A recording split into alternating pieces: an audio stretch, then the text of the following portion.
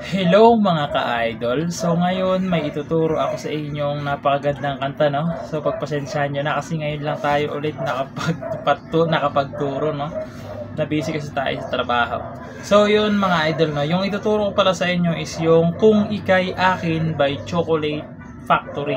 Ewan ko kung sakto ba yung title nun o yung kumanta, no? So pero yung gagawin natin mga idol is yung may bass, no? Yung parang reggae yung tunog niya, parang ganito.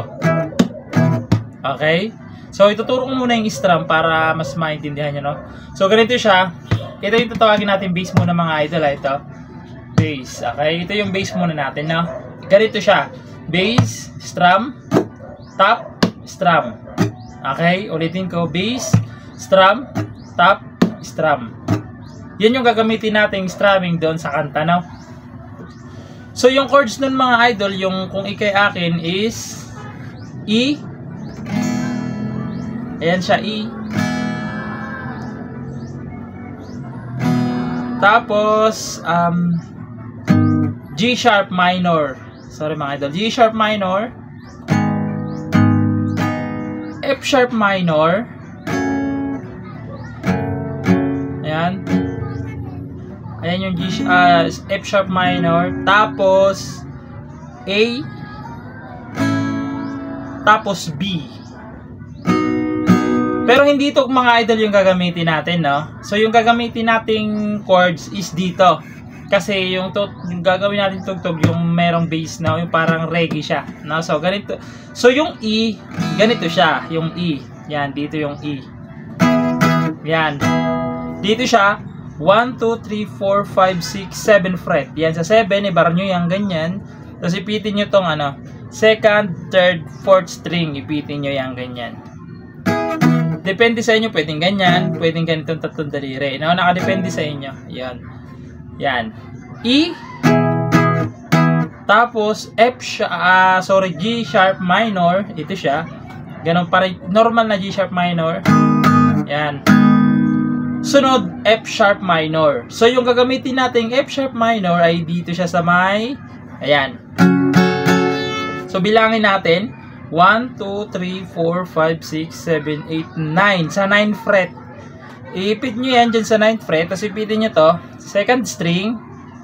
Tapos ito dito is third string tsaka fourth string. Yan. Para siyang B minor na nandito lang. No? Sa 9th fret. Yan. Yan yung F sharp minor. Diba ito yung F sharp minor? Dito natin siya kukunin para kasi yun yung medyo maganda yung tunog. Yan. F sharp minor. Tapos sunod A. Pero hindi itong A. Dito tayo kukuha ng A. Yan. Itong A. So, yung A, ibabar nyo siya dito sa 1, 2, 3, 4, 5. 5th fret, ibabar nyo siya. Ipitin nyo naman dito sa 6th fret is third string. Dito naman sa 7th fret is fourth string tsaka 5th string. Yan. Yan yung A. Okay? Tapos yung B. So, yung B, ibar nyo lang sa 2nd fret. Yan. Tapos ipitin nyo dito sa 4th fret is 2nd, 3rd, 4th string. Yan.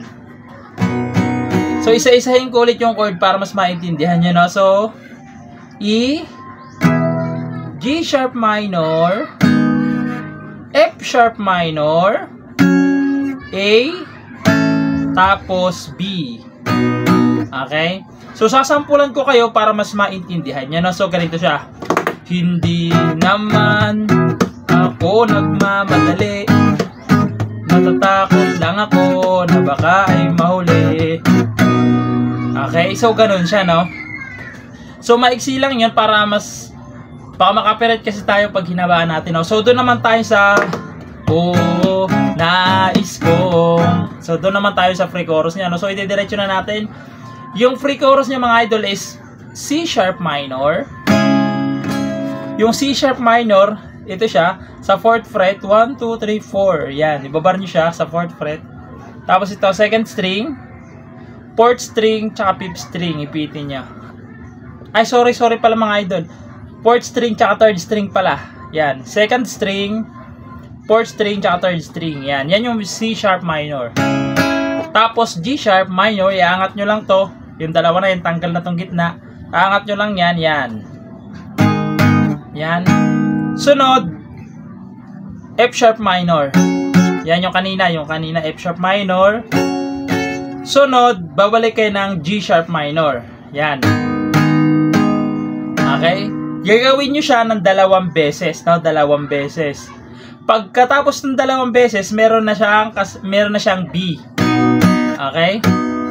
So, kakantahan natin yung kanyang pre-chorus or chorus ba to? Hindi ko maalaman eh. No? So, kakantahan natin siya, no? So, pre-chorus. So, ganito siya.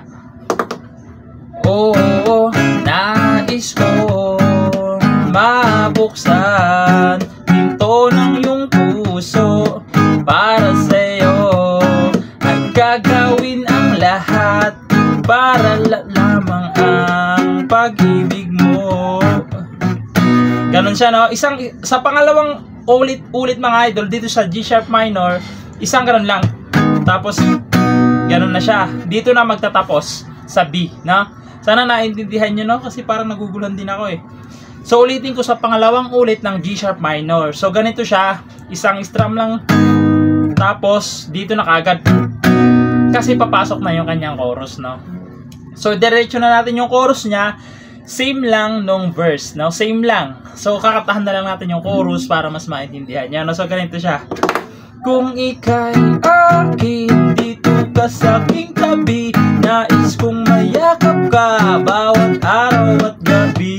Aaminin ko na rin na ako'y may pagtingin, pagka sanang mainis kung masyadong mabili. Tapos uulitin nyo lang yun hanggang maano yung kanta, no? So pasensya nyo na, medyo magulo yung pagturo ko ngayon, nanibago kasi ako. Yan yun lang, bye bye.